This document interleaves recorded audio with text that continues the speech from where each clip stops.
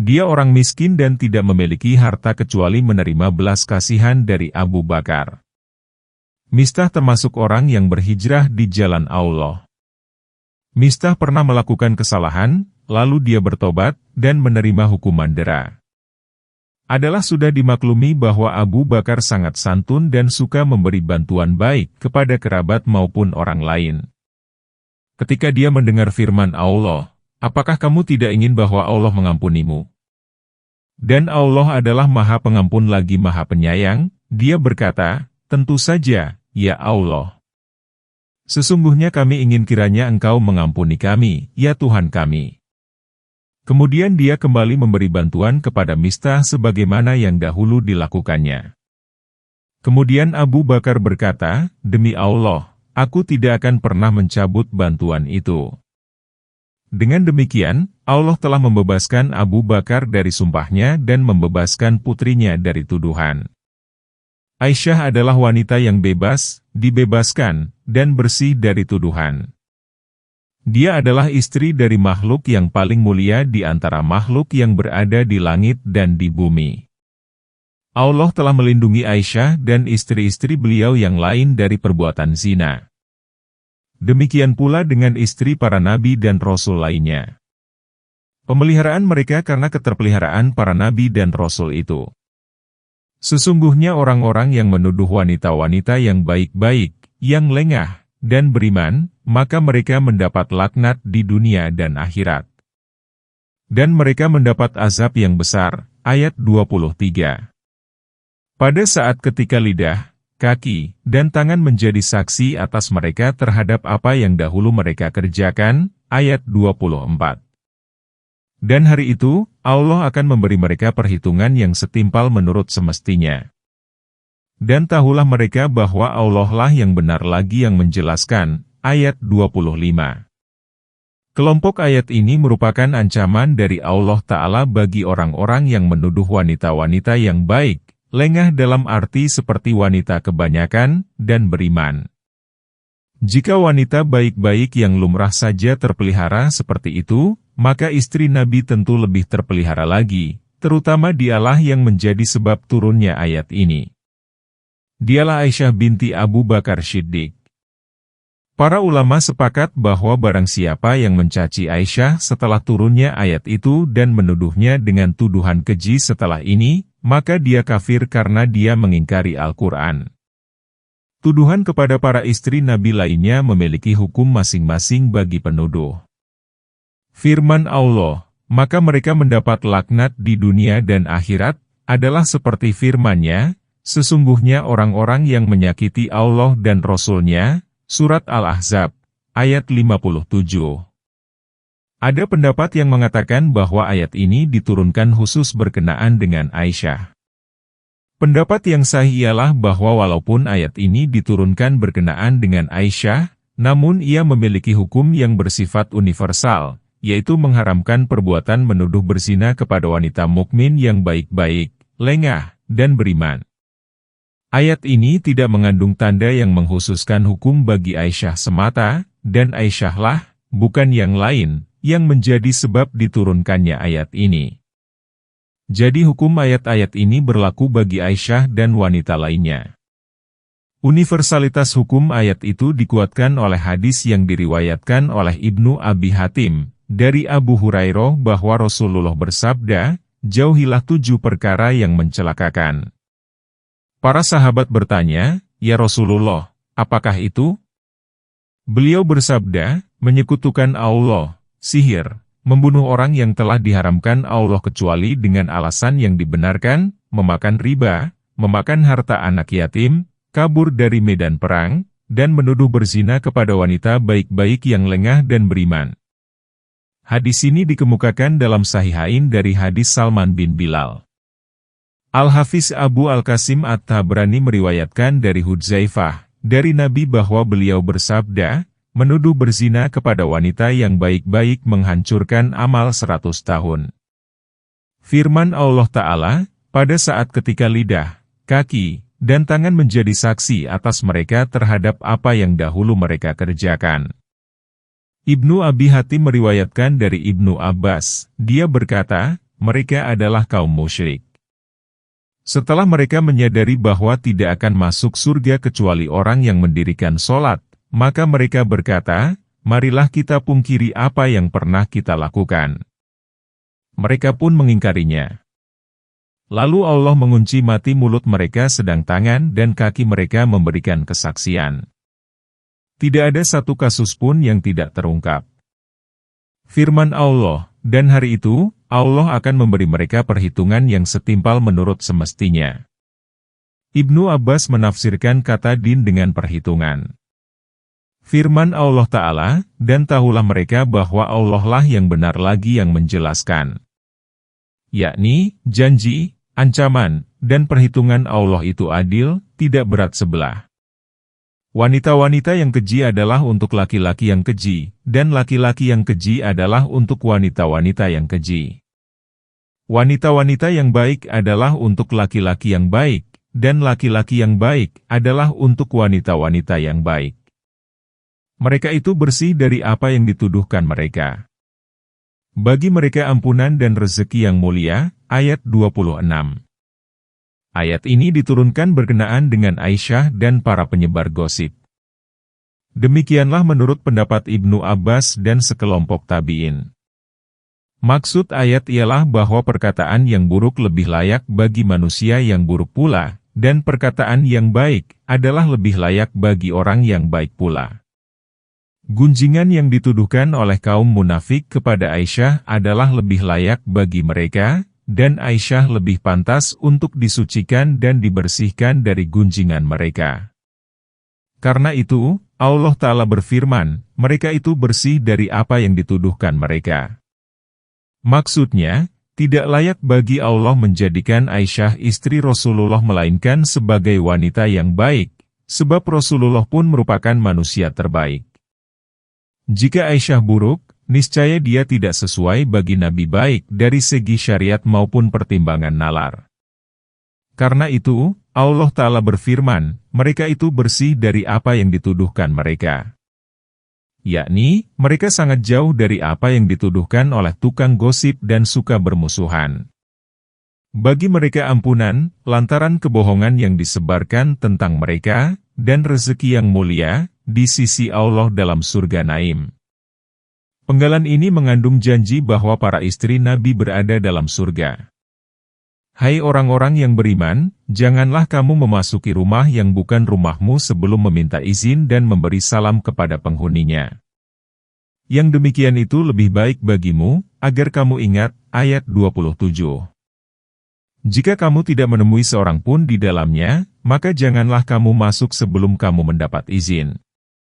Dan jika dikatakan kepadamu, pulanglah, maka hendaklah kamu pulang. Itu lebih bersih bagimu dan Allah Maha mengetahui apa yang kamu kerjakan, ayat 28. Tidak ada dosa atasmu memasuki rumah yang tidak disediakan untuk didiami, yang di dalamnya ada keperluanmu, dan Allah mengetahui apa yang kamu nyatakan dan apa yang kamu sembunyikan, ayat 29. Inilah norma syara yang diajarkan Allah kepada hamba-hambanya yang beriman, yaitu norma meminta izin.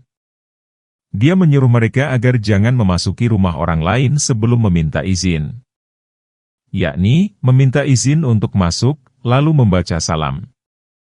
Sebaiknya seseorang meminta izin sebanyak 3 kali. Jika dia diizinkan, maka boleh masuk. Jika tidak diizinkan, maka pulang saja. Hal ini ditegaskan dalam kitab Sahih, ketika Abu Musa meminta izin 3 kali untuk memasuki rumah Umar, lalu Umar tidak mengizinkannya, maka Abu Musa pun pulang. Kemudian Umar berkata kepada keluarganya, rasanya aku tadi mendengar suara Abdullah bin Qais meminta izin. Izinkan dia masuk. Kemudian mereka mencarinya dan menemukannya ketika berjalan hendak pulang.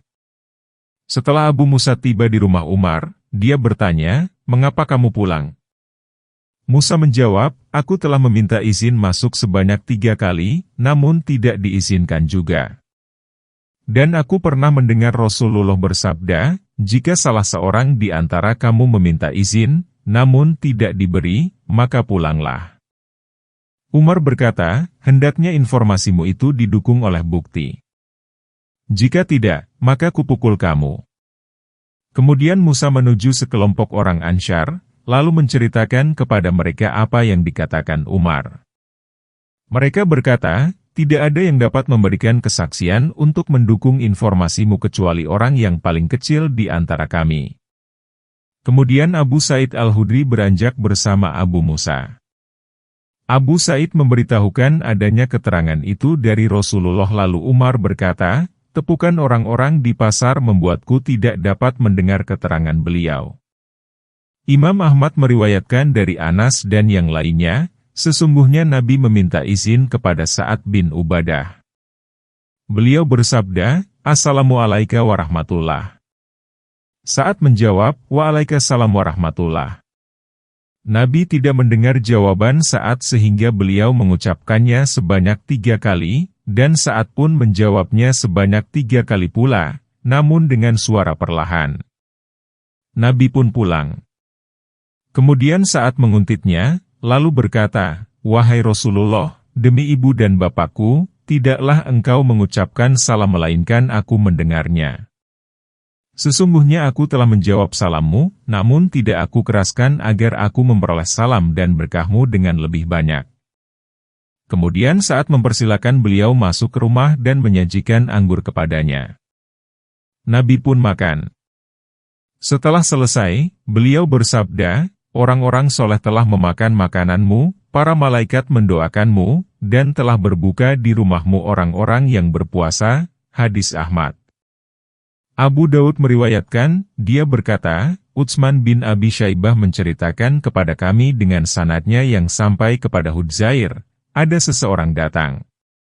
Utsman mengatakan orang itu adalah Sa'ad. Kemudian Sa'ad berhenti lalu berdiri di depan pintu Nabi. Utsman berkata, saat menghadap pintu. Maka Nabi bersabda kepadanya, hindarkanlah tindakanmu ini. Sesungguhnya meminta izin itu bukan dengan melihat. Hadis Abu Dawud.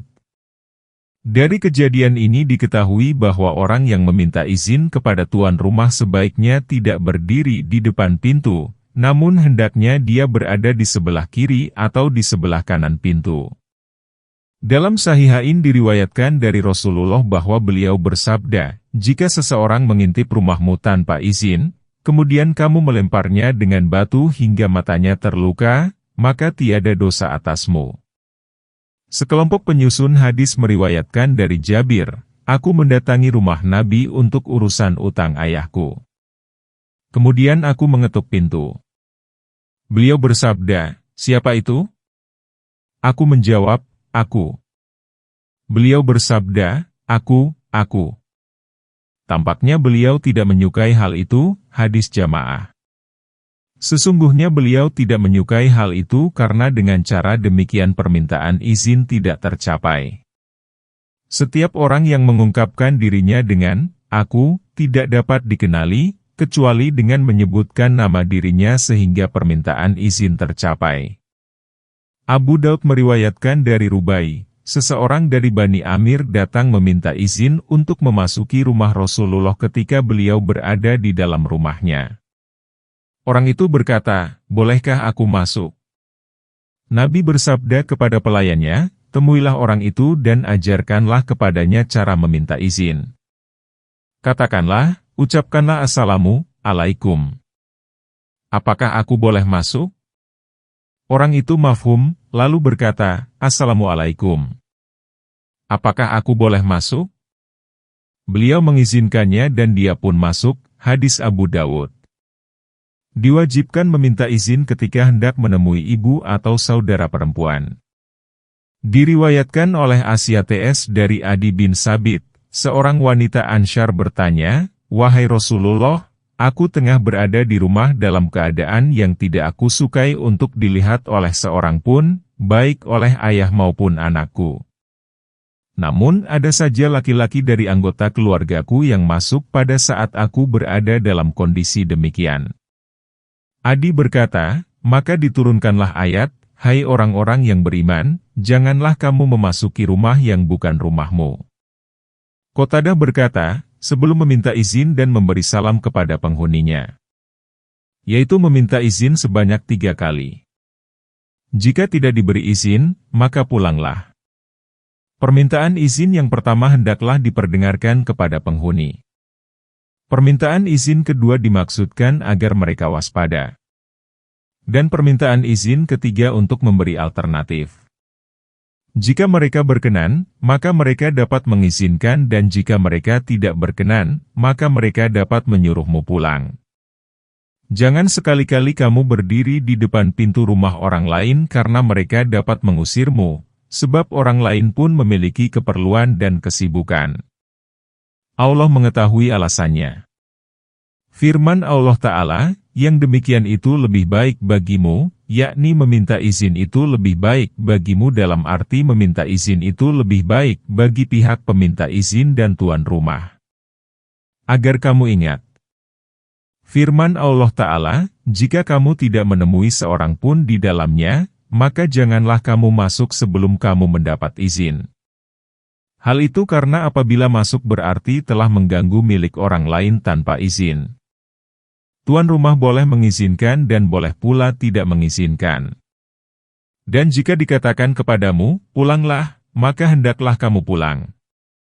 Itu lebih bersih bagimu. Yakni, jika tuan rumah menolakmu, baik sebelum maupun sesudah meminta izin, maka hendaklah kamu kembali. Hal itu lebih bersih bagimu dan Allah Maha mengetahui apa yang kamu kerjakan. Qatadah berkata, seorang muhajirin berkata, aku pernah merasakan kebenaran ayat ini ketika aku meminta izin untuk bertamu kepada salah seorang saudaraku. Dia berkata, pulanglah. Maka aku pun pulang dengan rasa gembira.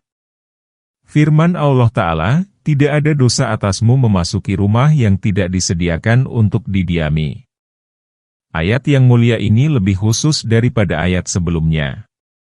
Ayat ini menetapkan bolehnya memasuki rumah yang tidak dihuni seseorang, jika dia dapat meraih manfaat di dalamnya tanpa izin.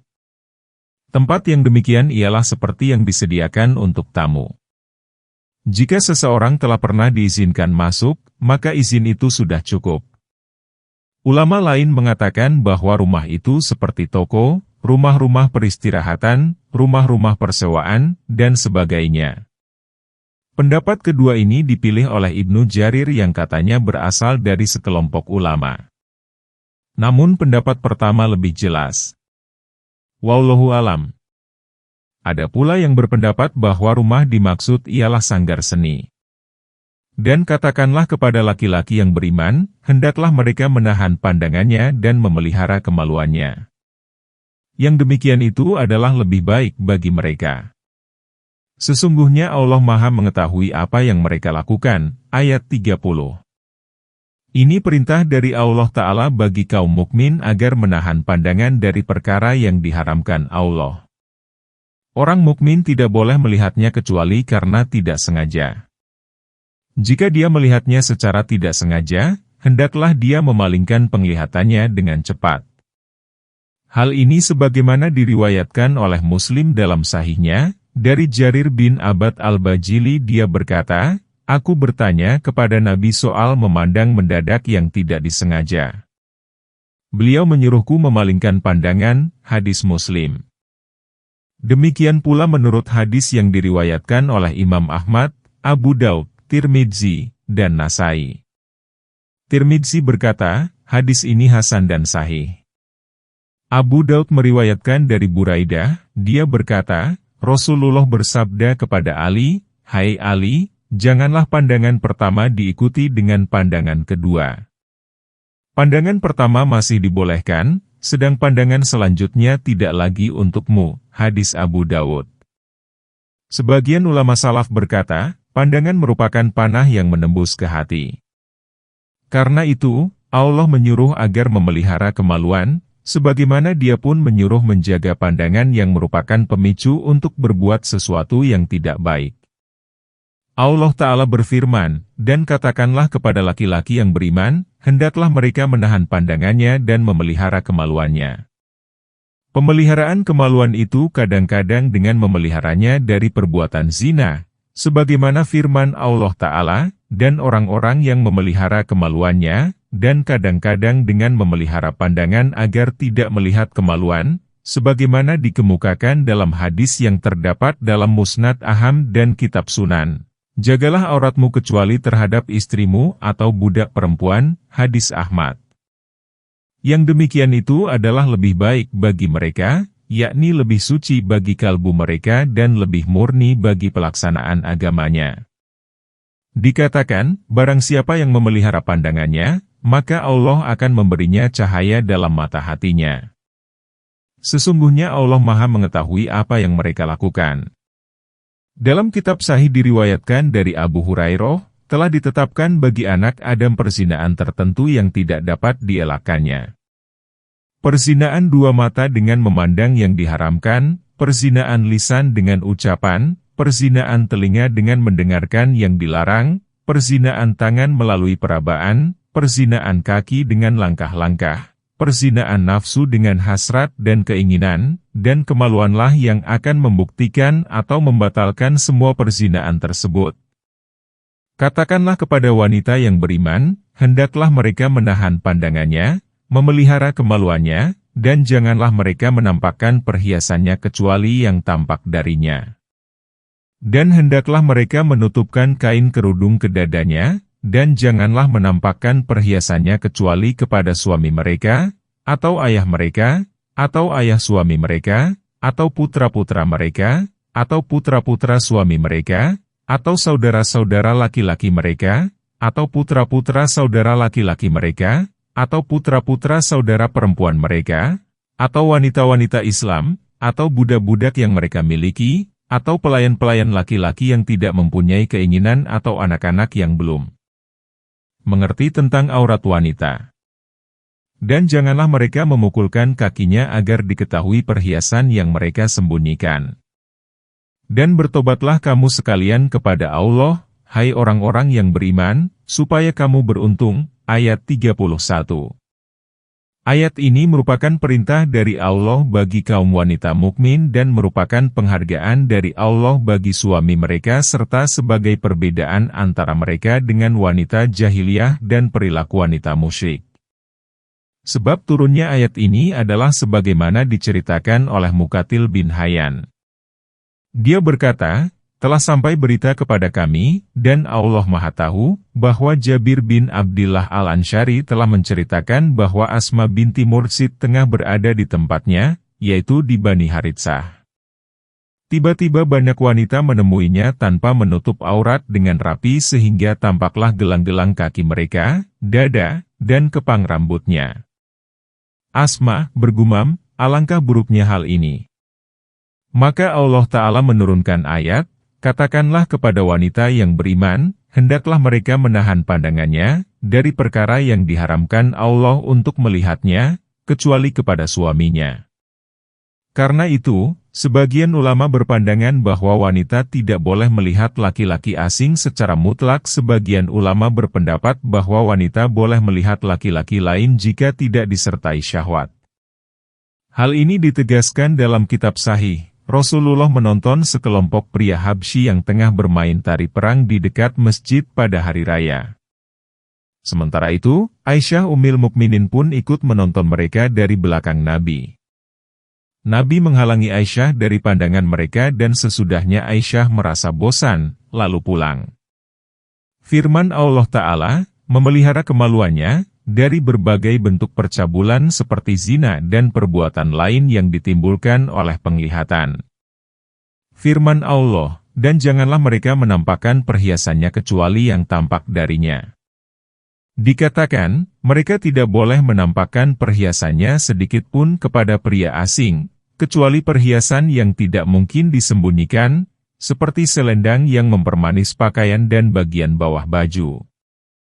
Sehubungan dengan firman Allah, dan janganlah mereka menampakkan perhiasannya kecuali yang tampak darinya, diriwayatkan dari Ibnu Abbas bahwa, yang tampak, itu ialah wajah, kedua telapak tangan, dan cincin.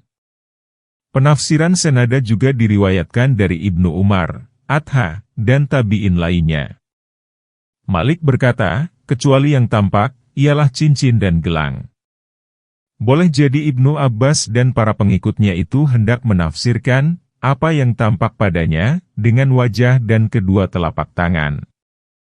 Dan inilah pendapat yang dikenal oleh mayoritas ulama. Pengecualian tersebut berdasarkan hadis yang diriwayatkan oleh Abu Daud dalam sunannya dari Khalid bin Darik, dari Aisyah dia berkata Asma, binti Abu Bakar menemui Nabi dengan mengenakan pakaian tipis. Maka beliau melengos, lalu bersabda, "Hai Asma, wanita yang sudah haid tidak layak terlihat darinya kecuali ini." Beliau menunjuk wajah dan dua telapak tangan. Namun, Abu Daud dan Abu Hatim Ar-Razi berkata, hadis ini mursal, karena Khalid bin Darik tidak mungkin mendengar dari Aisyah. Firman Allah Ta'ala, dan hendaklah mereka menutupkan kain kerudung ke dadanya, yakni sekitar leher dan dada agar mereka berbeda dari wanita jahiliyah yang suka membukakan dada, leher, dan kepang rambutnya.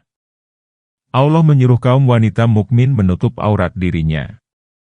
Hal ini sebagaimana firman Allah Ta'ala, "Hai Nabi, katakanlah kepada istri-istrimu, anak-anak perempuanmu, dan kepada wanita-wanita yang beriman, hendaklah mereka menutupkan jilbab ke tubuhnya." Surat Al-Ahzab ayat 59. Hal itu lebih mudah untuk dikenal sehingga mereka tidak diganggu lagi. Al-Humur merupakan jamak dari himar yang berarti sesuatu yang digunakan untuk menutupi kepala dan yang suka disebut oleh orang dengan mukena. Bukhari meriwayatkan dari Aisyah, dia berkata, "Semoga Allah mencurahkan rahmat kepada kaum wanita yang berhijrah pada tahap pertama, karena Allah telah menurunkan ayat, dan hendaklah mereka menutupkan kain kerudung ke dadanya, yakni membelitkan sisa kain penutup kepala ke leher dan dada hingga tertutup." Firman Allah Ta'ala, "Dan janganlah menampakkan perhiasannya kecuali kepada suami mereka, atau ayah mereka, atau ayah suami mereka, atau putra-putra mereka, atau putra-putra suami mereka, atau saudara-saudara laki-laki mereka, atau putra-putra saudara laki-laki mereka, atau putra-putra saudara perempuan mereka." Mereka semua merupakan mahram bagi wanita sehingga jika perhiasannya terlihat oleh mereka, maka tidak mengapa, asal tidak sengaja dipertontonkan. Sehubungan dengan ayat ini Ibnu Al-Munzir meriwayatkan dari Ikrimah. Setelah Ikrimah membaca ayat, dia berkata, dalam ayat itu tidak disebutkan paman dan uak laki-laki, karena keduanya diikutkan dengan anak keduanya. Maka wanita tidak perlu menutupkan kain kerudung ke dada dan lehernya di dekat paman dan uak, sedang di hadapan suaminya, tidak ada aurat kecuali bila ada orang lain. Firman Allah Ta'ala, atau wanita-wanita Islam. Yakni, wanita boleh menampakkan perhiasannya kepada wanita muslim lain, kecuali kepada wanita dhimmi, kafir, agar wanita ini tidak menceritakan ihwal wanita muslim kepada suaminya. Walaupun wanita muslim dilarang memperlihatkan perhiasannya atau auratnya kepada wanita non-muslim, namun pelarangan memperlihatkan kepada wanita dhimmi, kafir, lebih keras, karena mereka dapat melakukan apa yang mereka inginkan, dan wanita muslim mengetahui bahwa hal itu haram. Maka dia harus menghindarinya. Rasulullah bersabda, janganlah wanita menyifat-nyifati wanita lain kepada suaminya sehingga seolah-olah suaminya melihatnya. Demikianlah dikemukakan dalam Sahihain dari Ibnu Mas'ud. Said bin Mansur pun mengemukakan hadis senada dalam sunannya dari Umar bin Khattab. Umar menulis surat kepada Abu Ubaidah, "Amma ba'du. Telah sampai informasi kepadaku bahwa di wilayah Anda ada sebagian wanita muslim yang masuk ke pemandian bersama kaum wanita musyrik. Tidak halal bagi wanita yang beriman kepada Allah dan hari akhir melihat auratnya kecuali wanita yang seagama." Mujahid menafsirkan nisa'ihina dengan wanita-wanita muslim, bukan wanita-wanita musyrik. Wanita muslim tidak boleh membukakan auratnya di depan wanita musyrik. Adapun hadis yang diriwayatkan oleh Ibnu Abi Hatim dari Adha yang mengatakan bahwa tatkala para sahabat Rasulullah tiba di Baitul Maqdis lalu istri mereka yang melahirkan dibidani oleh para wanita Yahudi dan Nasrani harus ditafsirkan sebagai kondisi darurat. Firman Allah Ta'ala, atau budak-budak yang mereka miliki. Ibnu Jarir berkata, yaitu budak wanita musyrik. Wanita muslim boleh menampakkan perhiasannya kepada mereka, walaupun mereka itu musyrik, sebab mereka merupakan budaknya. Mayoritas ulama berpendapat bahwa wanita muslim boleh kelihatan perhiasan di hadapan budaknya baik dia laki-laki maupun perempuan. Pendapat mereka didasarkan atas hadis yang diriwayatkan oleh Abu Dawud dari Anas, Nabi membawa budak kepada Fatimah yang sudah diberikan kepadanya. Fatimah mengenakan kain panjang. Bila kepalanya yang ditutupi, maka kedua kakinya kelihatan dan bila kedua kakinya yang ditutupi, maka kepalanya kelihatan. Tatkala Nabi melihat hal itu, beliau bersabda, tidak apa-apa. Laki-laki ini adalah ayahmu dan budakmu, hadis Abu Dawud. Menurut Ibnu Katsir, budak itu masih kecil. Kemudian Fatimah mendidiknya, lalu memerdekakannya setelah besar. Firman Allah Ta'ala, atau pelayan-pelayan laki-laki yang tidak mempunyai keinginan, seperti wadam dan atau banci yang tidak memiliki hasrat dan keinginan kepada wanita. Ibnu Abbas berkata, yang dimaksud ialah orang sakit mental yang tidak memiliki syahwat. Imam Ahmad meriwayatkan dari Ummu Salamah, dia berkata, Nabi mengunjungi Ummu Salamah. Ketika itu ia tengah bersama seorang wadam dan Abdullah bin Abi Umayyah, saudara Ummi Salamah. Wadam itu berkata kepada Abdullah, wahai Abdullah, jika kelak Allah menaklukkan Thaif bagimu, maka ambillah anak perempuan Gailan karena dia menghadap dengan 4 anggota badannya, dan membelakangi dengan 8 anggota tubuhnya. Rasulullah mendengar ucapan banci itu, kemudian beliau bersabda kepada Ummu Salamah, jangan biarkan banci itu masuk ke rumahmu. Hadis ini dikemukakan dalam Sahihain. Firman Allah Ta'ala, atau anak-anak yang belum mengerti tentang aurat wanita. Yakni, boleh terbuka aurat kepada anak-anak yang belum memahami soal wanita dan auratnya, yang berkenaan dengan suara, kelembutan ketika berjalan, gerak, dan diamnya wanita. Jika anak itu masih kecil dan belum memahami hal itu, maka dia boleh saja menemui wanita. Jika anak itu sudah memahami dan mengerti soal-soal wanita seperti dapat membedakan mana yang cantik dan yang jelek, maka dia tidak dibolehkan menemui wanita. Firman Allah Ta'ala, dan janganlah mereka memukulkan kaki mereka. Salah satu kebiasaan wanita jahiliyah ialah apabila mereka berjalan sedang kakinya mengenakan gelang kaki, maka dia memukulkan kakinya ke tanah sehingga kaum laki-laki dapat mendengar gemerincingnya. Lalu Allah melarang wanita mukmin melakukan hal seperti itu. Demikian pula apabila wanita memakai perhiasan yang tersembunyi, lalu tubuhnya digerakkan agar perhiasannya tampak, maka ini pun dilarang. Juga dilarang memakai parfum dan wangian lainnya tatkala dia keluar rumah sebab kaum laki-laki dapat mencium baunya. Tirmidzi meriwayatkan dari Abu Musa dari Nabi beliau bersabda, setiap mata berzina. Jika seorang wanita memakai parfum kemudian melewati sekumpulan orang lelaki, berarti dia pelacur, hadis Tirmidzi.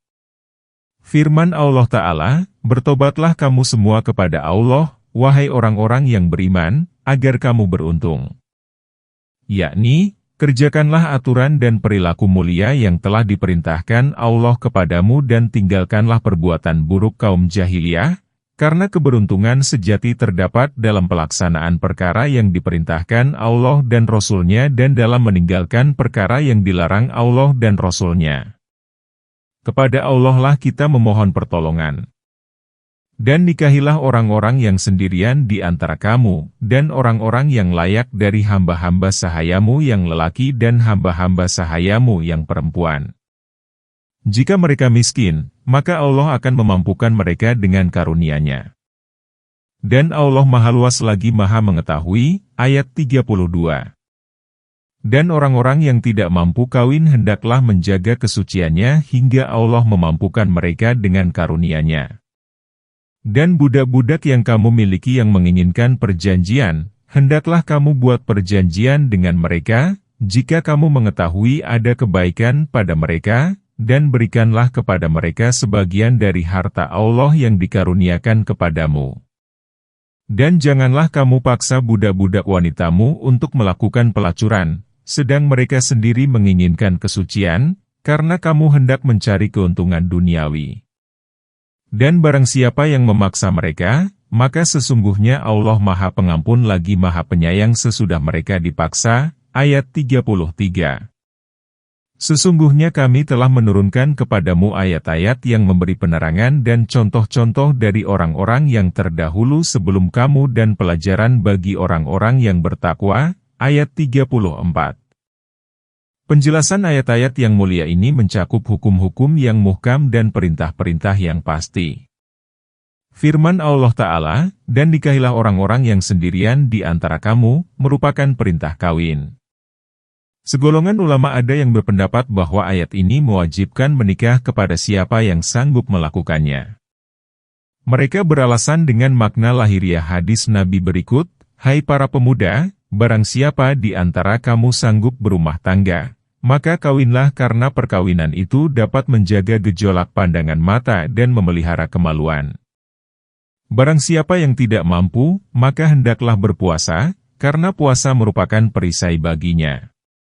Dikemukakan pula dalam kitab Sunan dari berbagai jalur bahwa Rasulullah bersabda, "Nikahilah wanita yang subur, perbanyaklah keturunan, karena aku akan bangga denganmu pada hari kiamat."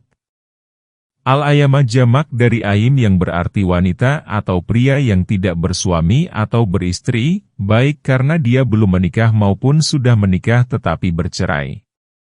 Demikianlah menurut Al-Jauhari yang dikutip dari para ahli bahasa. Firman Allah Ta'ala, "Jika mereka miskin, maka Allah akan memampukan mereka dengan karunia-Nya." Ibnu Abbas berkata, Allah memotivasi mereka agar kawin dan menyuruh mereka kawin dengan orang yang merdeka dan budak sahaya. Dia menjanjikan kemampuan materi kepada mereka. Diriwayatkan dari Al-Laits, dari Abu Hurairah, dia berkata, Rasulullah bersabda, "Ada 3 golongan orang yang menjadi keharusan Allah untuk membantu mereka, orang yang menikah demi memelihara kesucian diri, budak yang hendak membayar untuk memerdekakan dirinya, dan orang yang berperang di jalan Allah." Firman Allah Ta'ala, "Dan orang-orang yang tidak mampu kawin hendaklah menjaga kesuciannya hingga Allah memampukan mereka dengan karunia-Nya."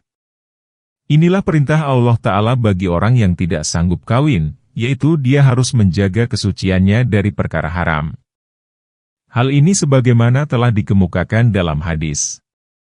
Firman Allah Ta'ala, "Dan budak-budak yang kamu miliki yang menginginkan perjanjian, hendaklah kamu buat perjanjian dengan mereka, jika kamu mengetahui ada kebaikan pada mereka."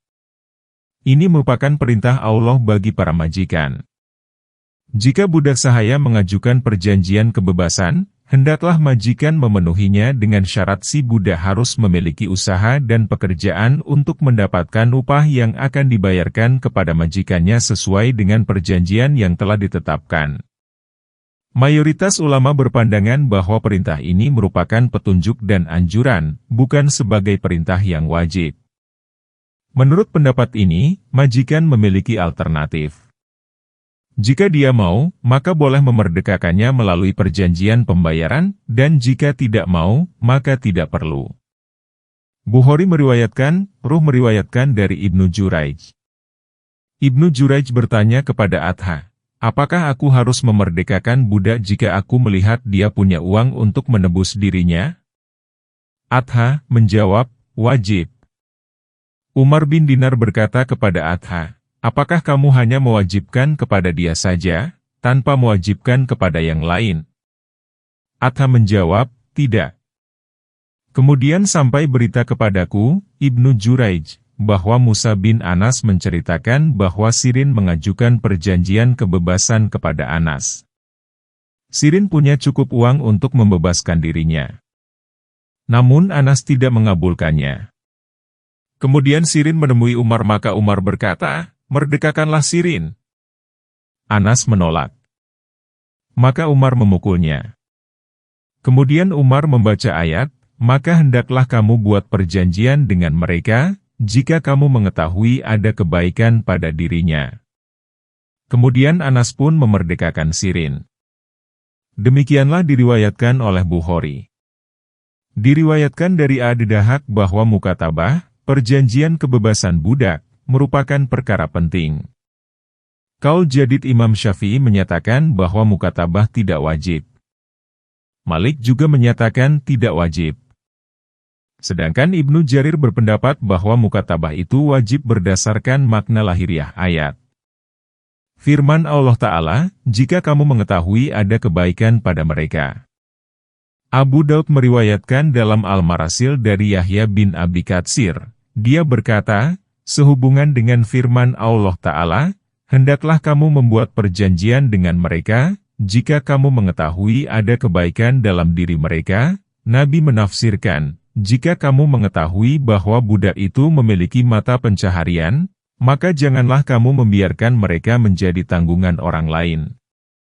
Firman Allah Ta'ala, "Dan berikanlah kepada mereka sebagian dari harta Allah yang dikaruniakan kepadamu." Yakni, kembalikanlah sebagian uang tebusan itu kepada mereka.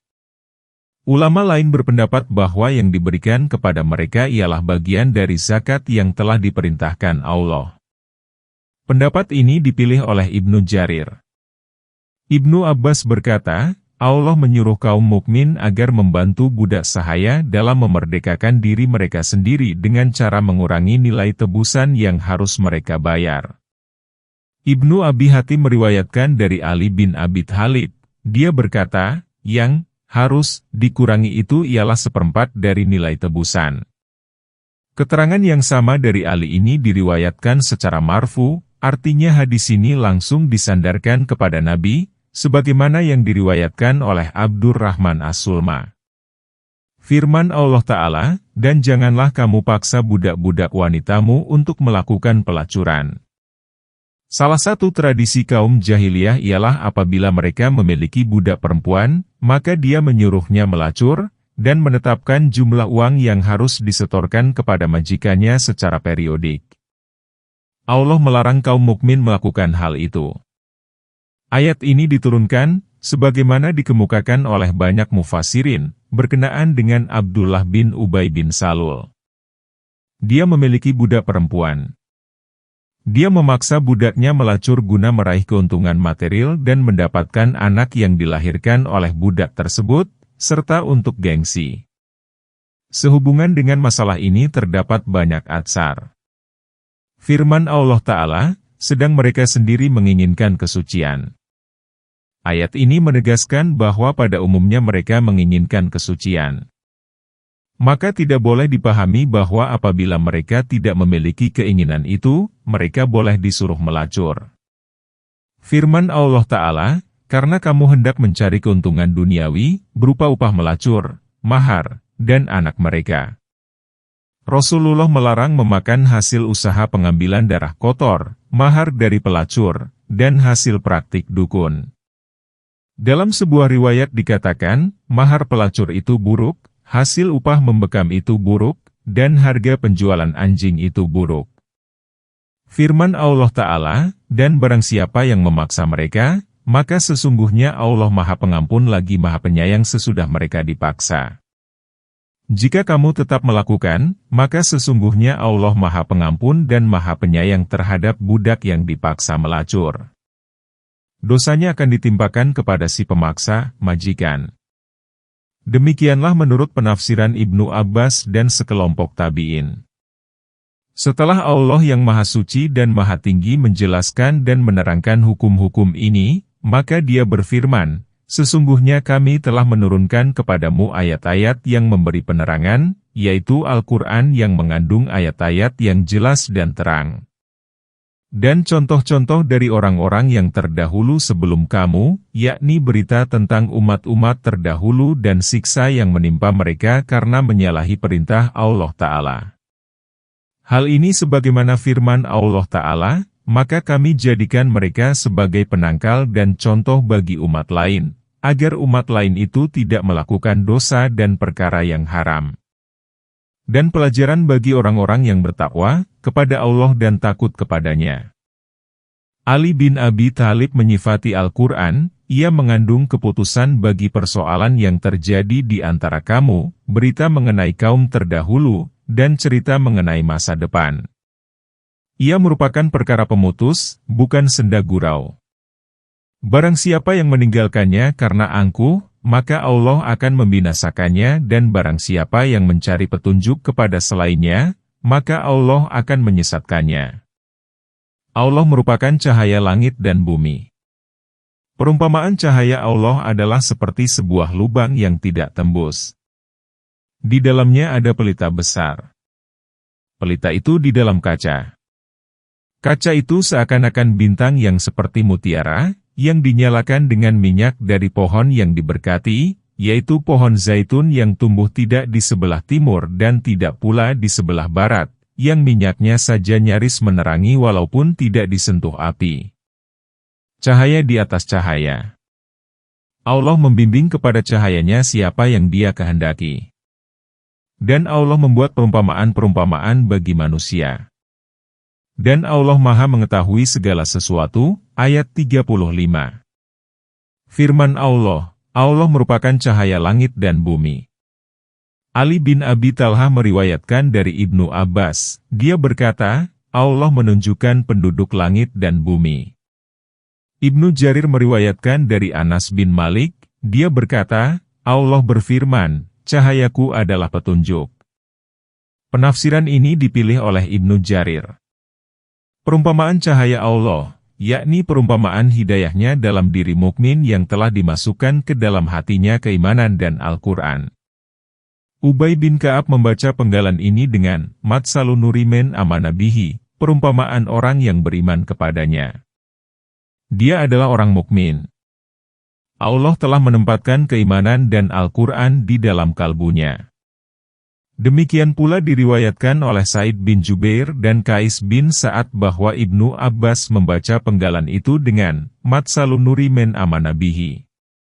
Ulama lain membaca dengan Allah umunawirusa samawati wal arda. Dan Ad-Dahak membaca dengan Allah nawaras samawati wal arda. Firman Allah Ta'ala, perumpamaan cahayanya. Mengenai pronomina, ada dua pendapat. Pertama, ia merujuk kepada Allah Azza wa Jalla, sehingga maksudnya, perumpamaan hidayah Allah yang ada dalam kalbu seorang mukmin.